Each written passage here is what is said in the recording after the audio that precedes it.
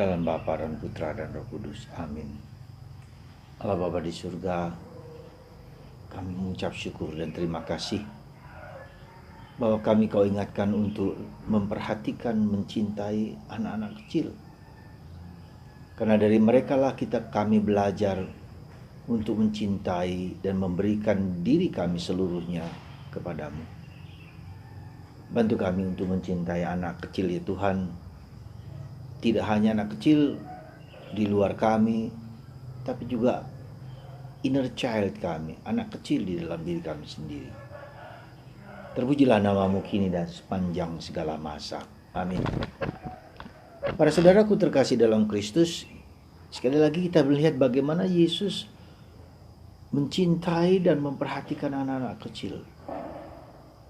Bahkan menegur para murid yang melarang anak-anak kecil datang kepada Yesus.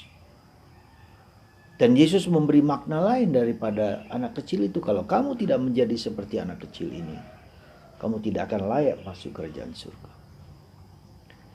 Ada beberapa hal yang mau saya sampaikan, bahwa bagaimana kita bisa mencintai anak kecil. Kita cenderung untuk, dalam tanda petik lalai memperhatikan anak kecil itu. Anak kecil itu siapa? Anak-anak kita sendiri, orang-orang di sekitar kita, anak-anak kecil di sekitar kita. Kenapa kita tidak mencintai atau tidak memberikan perhatian kepada anak kecil? Mungkin juga pengalaman masa lalu kita tidak terlalu diperhatikan oleh orang tua kita. Ya, mungkin ya. Dalam tanda petik tidak diperhatikan, kurang dikasih sayang, kurang diberi pembinaan, kurang diberi pelatihan dan seterusnya. Tidak dijadikan mandiri anak-anak itu. Ya. Nah, saudaraku terkasih dalam Kristus, pengalaman seperti inilah yang menjadi dasar kenapa kita tidak mencintai si kecil, anak-anak kecil. Ya, merepotkan, kita sibuk dengan pekerjaan-pekerjaan kita sendiri. Bahkan ada di medsos, anak-anak protes, jadi demo karena orang tua mereka sibuk dengan HP. Atau orang tua juga hanya memberikan HP kepada anak supaya anak itu tidak rewel. Dan ini sangat berbahaya. Sekali lagi sangat berbahaya. Karena kita tidak mendidik anak-anak untuk menemukan dunia mereka sendiri sekarang ini. Dan membiarkan mereka lepas bebas browsing apa yang mereka inginkan. Meskipun ya, HP. Jadi ada orang tua yang bijak sekali, hanya memberikan waktu HP pada saat tertentu, jam tertentu, dan itu pun didampingi oleh orang tua. Nah, itu yang pertama. Dan pengalaman akan pembinaan kita sejak kecil ini yang kurang itu menyebabkan apa yang saya katakan, yaitu inner child kita, si kecil kita yang dalam diri kita. Jadi ketika kita dewasa, setiap orang mempunyai inner child, kedirian kita yang masih ada di sana. Ketika inner child kita mengalami luka pada waktu masa lalu, bahkan dalam kandungan, itu mempengaruhi seluruh diri kita juga. Sekali lagi, saya mau menegaskan apa yang kita sebut dengan inner child. Kalau si kecil kita di masa kecil kita adalah dalam kandungan mendapatkan luka-luka yang besar, itu mempengaruhi kita sekarang ini. Ya, inner child. Ya, maka kita harus belajar menyembuhkan inner child dalam diri kita. Kegembiraan, sukacita seorang anak kecil itu juga, atau dalam diri kita, itu bersumber pada inner child kita yang gembira, yang suci, yang bersih, yang murni, ya. Dan itu, ya. Nah, maka kita bisa mengkoreksi, melihat diri kita sendiri. Bagaimana kita sekarang ini bergembira, sukacita, menyerahkan diri total kepada Tuhan. Sejauh mana kita mengalami kesulitan-kesulitan. Saya yakin itu bersumber dari pengalaman masa lalu dan pengalaman inner child kita yang belum bebas, belum merdeka di dalam diriku sendiri. Jadi saudaraku terkasih, langkah pertama yang harus kita lakukan adalah mengenali inner child kita. Mendengarkan inner child kita, ya. Kemudian ingat-ingat masa lalu di mana kita harus belajar mengampuni, memaafkan, ya. Dan satu hal lagi, seringkali kita sulit mengampuni, sulit mengaku dosa, dan berulang kembali dosa-dosa kita atau kesalahan kita karena inner child kita yang belum dibereskan, belum disembuhkan. Yang terluka itu bukan Julius besarnya, tetapi mungkin si Totok kecilnya ini yang terluka, yang harus disembuhkan. Dan ketika si Totok kecil ini berdamai dengan diri sendiri, reconcile dengan diri sendiri, diterima oleh diriku sendiri, bahkan diterima oleh Tuhan, hidupku akan menjadi berbeda. Ya.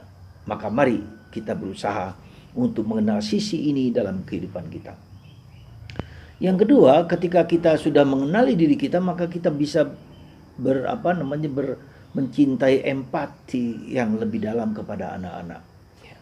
Dan itu penting, kenapa? Karena ketika masih anak-anak itu pikirannya masih polos, masih bersih, masih tulus, masih katakanlah tabula rasa. Maka ketika apa saja yang diberikan oleh orang tua kepada anak itu tertanam, ya, tertanam kuat dalam dirinya, dalam diri anak itu. Saya masih ingat ketika dulu masih kecil, katakanlah kelas 0 sampai kelas 2, saya sekolah negeri di kota kecil saya di Palembang sana. Sekolah negeri, ya, lalu karena tidak ada pelajaran agama, maka saya diikutsertakan dalam pelajaran agama Islam. Dan apa yang terjadi sampai sekarang tertanam dalam diri saya azan Bismillahirrahmanirrahim. Ya kunu lajina anta alaihim sirotol mustaqim. Nah, itu semua masih tertanam dalam diri kita, dalam diri saya. Karena sesuatu yang ditanam oleh guru kita, ya, di mana anak itu hanya mengikuti saja, mengikuti apa yang kita maui. Nah, maka penting sekali ketika anak kita masih kecil. Ya, kalau sudah dewasa, sudah SMP, SMA menjadi sulit. Ketika TK, SD, itulah orang tua memberikan pendidikan keagamaan. Ya.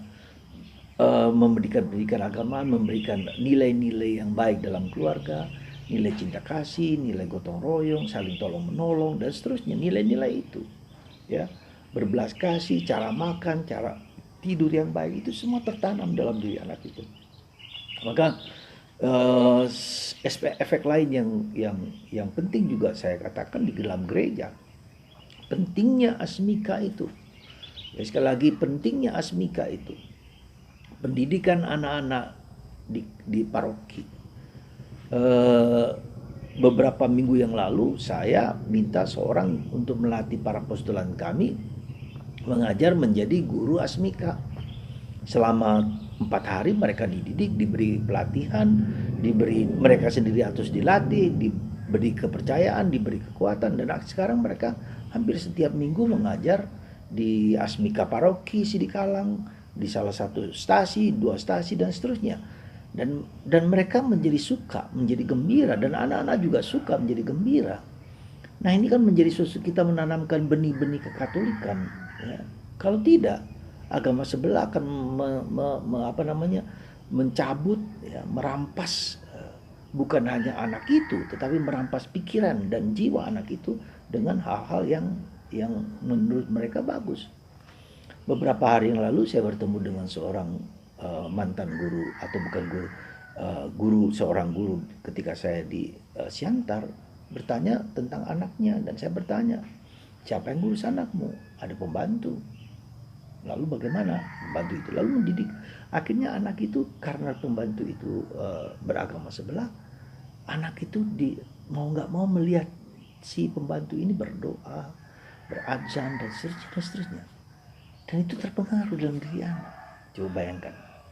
Nah, maka para saudaraku terkasih, kalau Anda punya waktu, ya, berikanlah kerasulan Anda kepada asmika, ya, kepada anak-anak kecil, entah apapun bentuknya.